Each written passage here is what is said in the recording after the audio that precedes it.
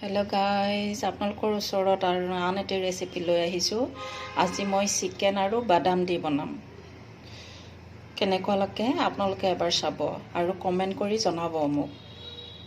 দেখিছে, চিকেনটো মই বইল কৰি উলিয়াই লৈছোঁ। বনাই আছোঁ, আহকচোন চাওঁ। মই এতিয়া মাংসখিনি মেৰিনেট কৰি ল'ম। পিঁয়াজেৰে মই প্ৰেছ কৰি থৈছোঁ, পিঁয়াজৰ প্ৰেছ অলপ দি দিম। তাৰপাছতে দিম এতিয়া মই কাটি থোৱা পিঁয়াজ।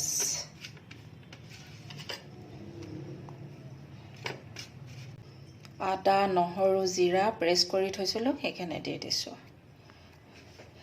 আৰু এতিয়া দিম মই চিকেন 65 মছলা।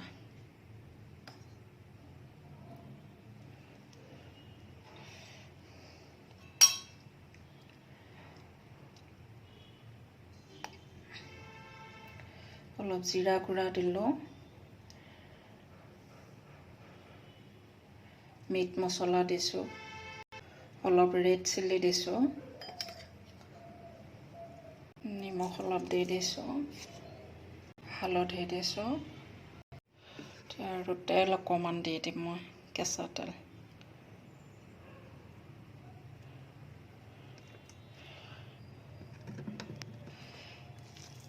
এতিয়া মই মেৰিনেট কৰি থম।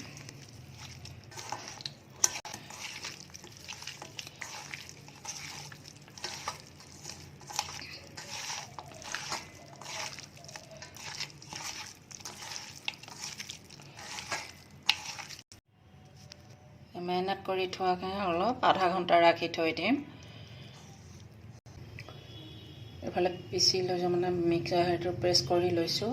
আদা নহৰু প্ৰেছ, জিৰা আৰু জালুক প্ৰেছ, আৰু এইটো হৈছে বাদামৰ প্ৰেছ, আৰু ইয়াতে ধনিয়া গুটি আৰু পিঁয়াজৰ পেষ্ট। আলু এটা লৈছোঁ, কাটি 4 পিচ কৰি লৈছোঁ। এতিয়া চাই থাকক মই কেনেকৈ ৰেডি কৰোঁ। কেৰাহীটো গৰম হৈ গৈছে।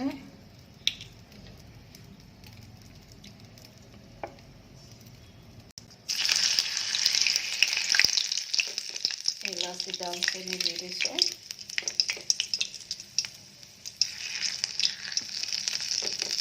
তেজপাতৰ শুকান কৰি এতিয়া মই কাটি থোৱা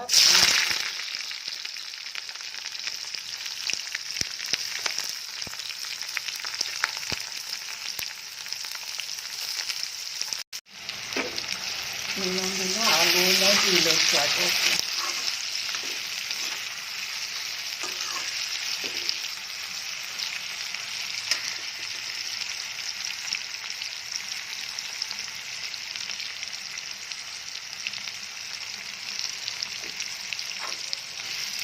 আগতে ফ্ৰাই কৰোঁতে চিকেনটোত মই হালধি পিঁয়াজখিনি ৰঙা কৰিব দিছোঁ। ৰঙা এতিয়া মই আদা নহৰু পেষ্টখিনি দি দিম। এইখিনি হৈছে জিৰা আৰু জালুক।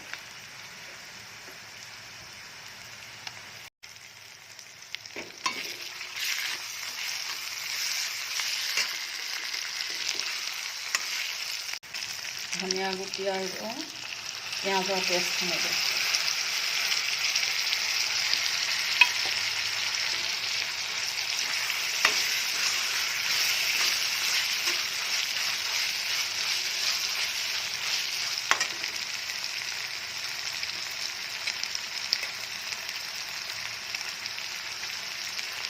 এতিয়া মই বাদামৰ পেষ্টখিনি দিছোঁ।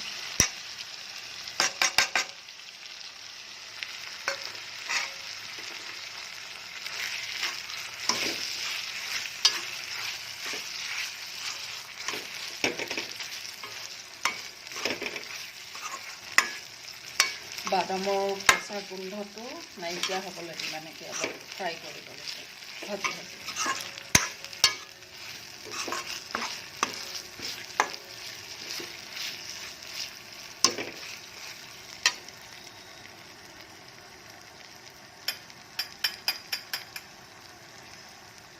মিট মছলাৰ 1 চামুচ দিম।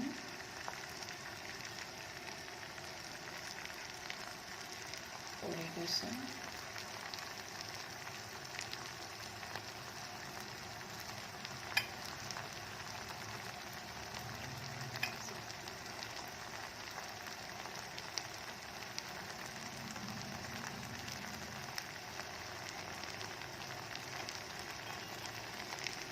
গৰম মছলা গুড়া দিছোঁ। তাতে দিম ৰেড চিলি। ৰেড চিলি 3 চামুচ দিছোঁ মই।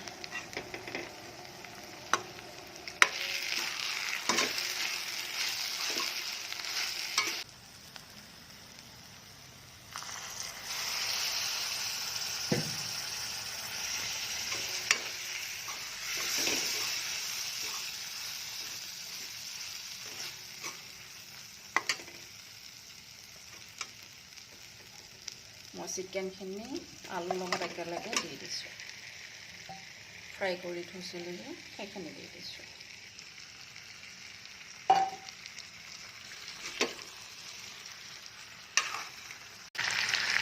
এতিয়া মই আধা ফ্ৰাই কৰি লৈছোঁ,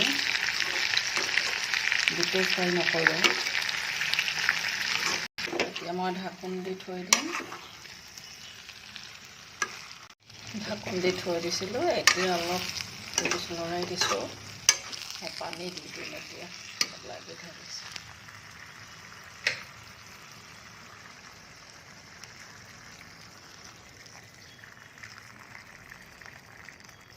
উতলি আছে, অলপ দেৰি ৰাখি থৈ দিম, তাৰ পাছত মই উলিয়াই দিম। আপোনালোকে এনেকৈ বনাই খাই চাবচোন বাদাম দি।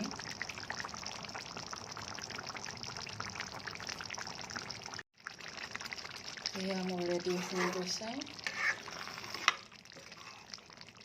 আপোনালোকেও এনেকৈ বনাই খাই চাব। কমেণ্টত মোক জনাব কেনেকুৱা হয়।